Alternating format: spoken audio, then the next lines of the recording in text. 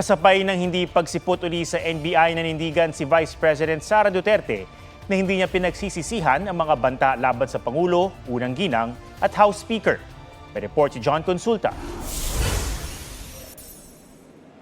November 29, unang pinatawag ng NBI si Vice President Sara Duterte para magpaliwanag kaugnay sa pahayag niya na may kinausap na siyang papatay kina Pangulong Ferdinand Marcos Jr., First Lady Liza Marcos at Speaker Martin Romualdez kapag may masamang nangyari sa kanya.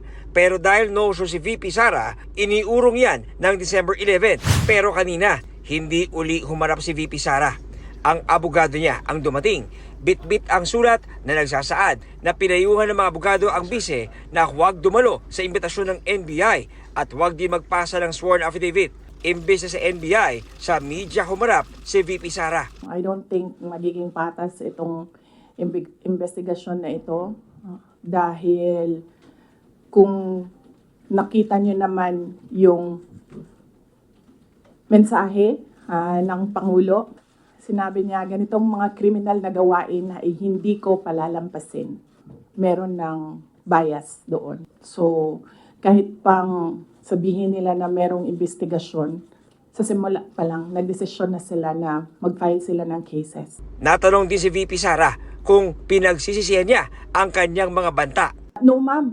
Buti na yung alam nila, ma'am, na pag namatay ako, hindi talaga ako, I will not die in vain. Giit pa niya, wala siyang dapat ipaliwanag kaugnay sa paggamit ng confidential funds ng Office of the Vice President at DepEd. Kahit pa 2 impeachment complaint na ang inihain laban sa kanya kaugnay rito. Wala raw siyang kinalaman sa paghahanda ng mga acknowledgement receipts na kine-question sa Kamara kung totoong tao ang mga nakapirma, lalo't marami sa mga ito ang walang record sa PSA. Ang pagsilip sa paggamit ng kanyang confi funds may kinalaman daw sa 2028 elections.